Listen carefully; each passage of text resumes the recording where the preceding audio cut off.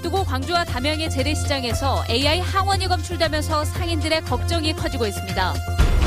광주 사회복지수장을 맡을 내정자에 대한 인사청문회에서 논문 표절과 사전 내정설 사상 검증 등의 의혹들이 쏟아졌습니다. 오늘 여수 율촌 산단에서 크레인이 넘어지면서 공사 중인 건물을 덮치는 아찔한 사고가 발생했습니다.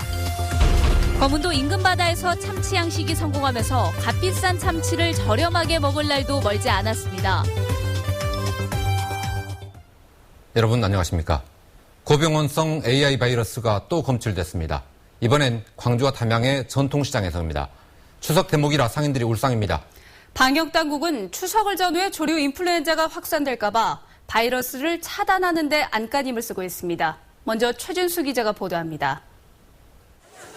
전라남도는 조류 인플루엔자 항원이 검출된 담양 재래시장에 대해 다음 달 3일까지 판매 금지 조치를 연장했습니다.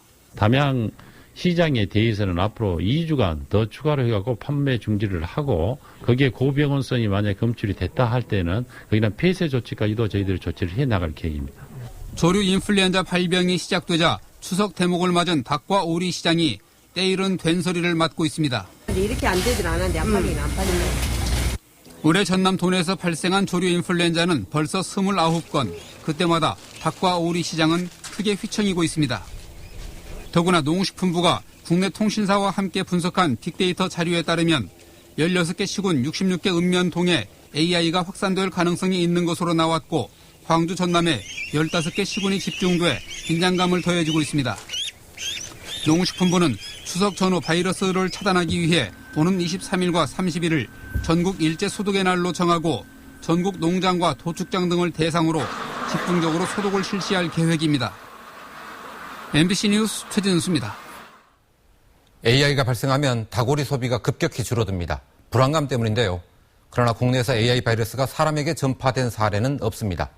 조류 인플루엔자를 둘러싼 궁금증과 오해를 조현성 기자가 정리했습니다. 조류 인플루엔자는 닭과 오리와 같은 조류에게 발생하는 일종의 조류 독감입니다.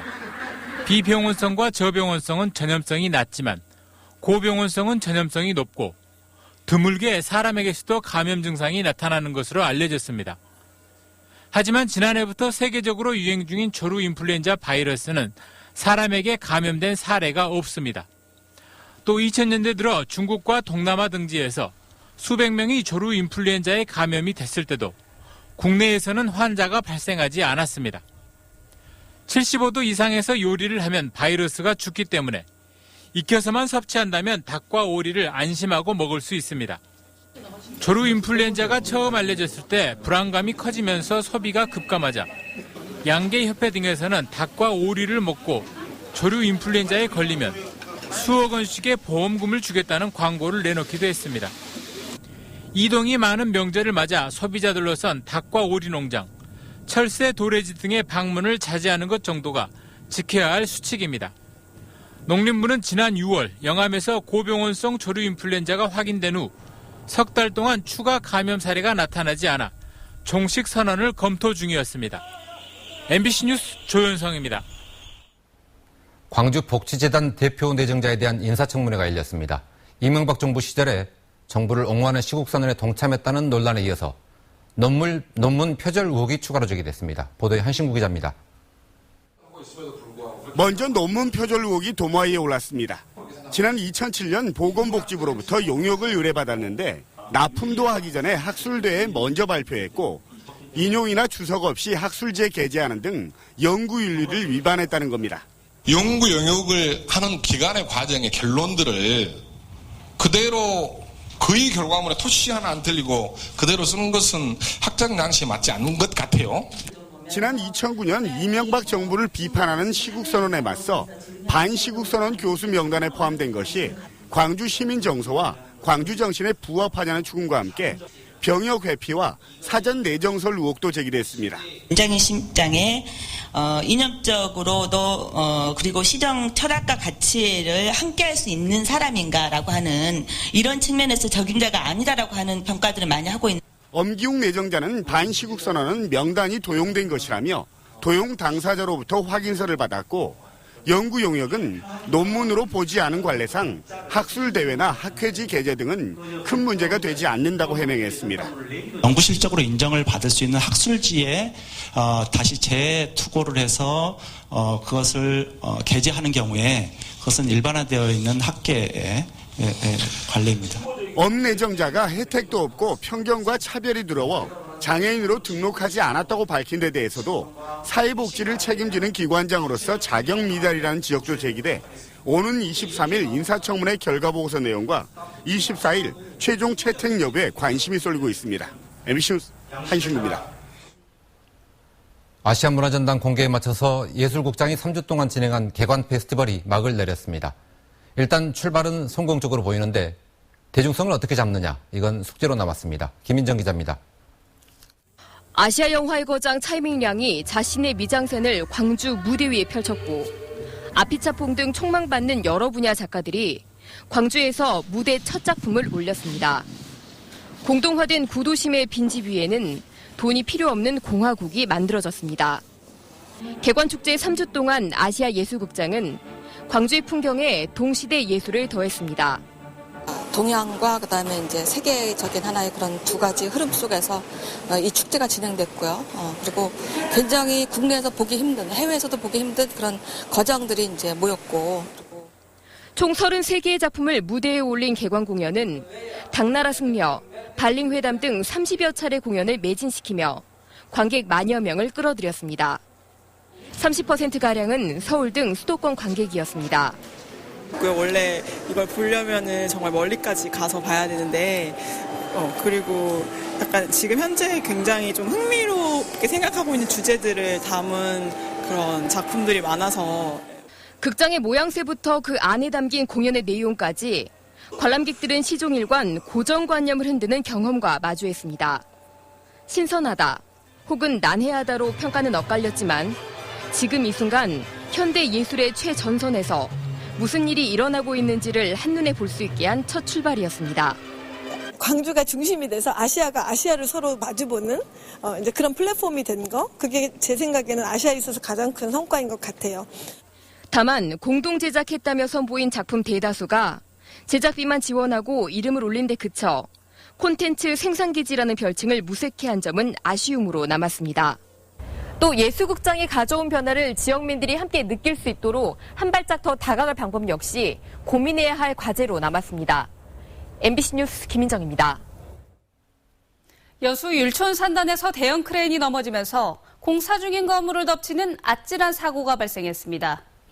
건물 안에만 10여 명이 작업을 하고 있어서 하마터면 큰 인명피해로 이어질 뻔했습니다. 문형철 기자입니다. 크레인 한 대가 옆으로 쓰러져 있고 건물은 아수라장이 됐습니다. 공사 현장 관계자들은 다급하게 취재진의 진입을 막아섭니다. 나무 현장을 왜 마음대로 찍어요? 그거 왜 넘어졌어요, 근데? 예? 사장님, 왜 넘어졌냐고. 여수 율촌 산업단지 내 한 석유화학 공장 신축 공사 현장에서 25톤 크레인이 넘어진 건 오늘 오전 10시 50분쯤. 이 사고로 15m 높이의 크레인이 공사 중인 건물을 덮치면서 건물 일부가 심하게 파손됐습니다. 사고 현장에는 또 다른 크레인 2대가 동원돼 수습 작업이 한창 진행되고 있습니다. 업체 측은 크레인의 지지대를 지면에 완전히 고정하지 못해 사고가 났다고 밝혔습니다. 당시 건물 안과 주변에는 10명이 넘는 작업자들이 일하고 있어 큰 인명피해로 이어질 뻔했습니다. 대형사고 났으니까 다행히도 사람들 피해도 다행이지. 일부 작업자들은 이번 사고가 예견된 인재였다며 안전 불감증을 지적했습니다. 좀 거스르게 했어. 크레인 저렇게 안 되는데 했는지 기어코 잡아내거든. 인천과 창원 등 최근 전국 곳곳에서 크레인으로 인한 피해가 잇따르고 있는 가운데 비슷한 사고가 터지면서 수많은 근로자들이 또 한 번 가슴을 쓸어내렸습니다. MBC 뉴스 문형철입니다. 한국농어촌공사가 2017년까지 500명을 신규 채용하기로 했습니다. 농어촌공사는 올해 신입사원 101명에 대한 공개 채용을 내일부터 시작하고 특히 광주 전남 지역 인재를 10%까지 우선 채용할 예정이라고 밝혔습니다. 또 임금 피크제 도입에 따라 매년 100명 수준이던 신규 채용 인력을 내년과 2017년에는 200명으로 늘리기로 했습니다. 요즘 거문도 인근 바다에서는 참다랑어, 즉 참치 양식이 한창입니다. 3년쯤 후에는 식탁에 오를 거라고 하는데요. 김종태 기자가 현장 다녀왔습니다. 다도해의 최남단 여수 검은도항에서 100길로 5분여 떨어진 양식어장. 양식장 안에 어미 참다랑어 90여 마리가 쉴 새 없이 헤엄쳐 다닙니다. 지난 2012년 여수 근해에서 잡았던 3kg짜리 새끼 참다랑어는 어느새 70kg 가까이 성장했습니다. 양식장에 오징어 먹이를 주자 참다랑어가 빠른 속도로 먹이를 낚아챕니다. 검은도는 수온이 높고 태풍이나 적조 피해가 적어 참다랑어 양식에 유리합니다. 생장률은 1년에 15kg에서 20kg 정도 크고 지금 병 같은 건 없습니다. 전혀 없고 거의 폐사는 없고 갖고 온 대로 거의 비슷하게 그대로 차고 가고 있습니다. 최근에는 어미 참다랑어에서 수정란 30만 개를 채취해 이 가운데 25만 개가 부화됐습니다. 자연산이 아닌 기른 참다랑어에서 수정란을 얻어 부화에 성공한 것은 일본에 이어 세계에서 두 번째입니다. 참다랑어 양식 기술이 성공적으로 개발되면서 2018년쯤이면 식탁에서도 양식 참다랑어를 맛볼 수 있을 것으로 보입니다. 하지만 갑부화한 참다랑어가 폐사할 확률이 높다는 점은 아직 해결해야 할 과제로 남아 있습니다. 검은도에서 키우고 있는 참다랑어로 종자 생산을 시작함으로써 이제 완전 양식 체계로 들어서게 된 거고요. 그런데 그게 저희들이 생각한 만큼 이렇게 풍족하게 생산은 안 됐어요. 그래서 앞으로는 그게 많은 양이 이렇게 생산되게 되면 참다랑어 양식 기술이 민간인에게 보급되면 늘어나는 참다랑어 수요를 볼 때 국내 양식 참다랑어 시장만 5천억 원이 넘을 것이라는 전망이 나오고 있습니다. MBC 뉴스 김종태입니다. 무등산 국립공원 정상의 군부대 이전 논의가 본격화됩니다. 새정치민주연합 권은희 의원에 따르면 다음 달 2일 광주시청에서 국방부와 국립공원관리공단 등이 함께하는 무등산 방공포대 이전을 논의하는 협의체를 발족하고 첫 회의를 갖는다고 밝혔습니다. 회의에서는 군부대 이전 취지를 확인하고 이전 비용 마련을 위한 특별회계법 개정과 협약 체결 등을 논의할 예정입니다. 광주지방국세청이 조직성과평가에서 전국 6개 지방청 가운데 꼴찌를 기록했습니다. 광주국세청에 대한 국정감사에서 국회 기획재정위원회 소속 의원들은 2012년 1위를 차지했던 조직성과평가가 2003년 5위로 낮아진 데 이어 지난해 최하위로 추락했다며 대책 마련을 촉구했습니다. 조직평가 성과는 납세와 징세, 세원관리와 조사 등의 항목을 종합심사한 점수로 광주청은 세무조사 부문과 재산세제 부분에서 최하위권의 낮은 점수를 받았습니다. 국제 사기 논란이 일었던 한미 합작법인 겜코 사업과 관련해서 시민위원회가 강훈태 전 광주시장을 고발하기로 했습니다. 광주시 의원과 시민활동가 등으로 구성된 시민위원회는 강 전 시장이 업무 과정 전반에 관여하고 주요 의사결정을 했다며 오는 23일 배임 혐의에 대한 수사를 검찰에 요청할 계획이라고 밝혔습니다. 시민위는 그동안 광주시의 고발을 촉구해왔지만 광주시는 전임 시장의 업무 관련 행위에 대한 고발에 부담을 느껴 난색을 보여왔습니다. 광주지법은 중동호흡기 증후군, 메르스 감염 증상이 있다고 허위 신고한 혐의로 기소된 33살 김모 씨에 대해서 벌금 1,000만 원을 선고했습니다. 김 씨는 지난 6월 9일 전북도청에 전화해서 서울모병원에 병문안을 다녀온 뒤 열이 나고 기침이 나는 등 메르스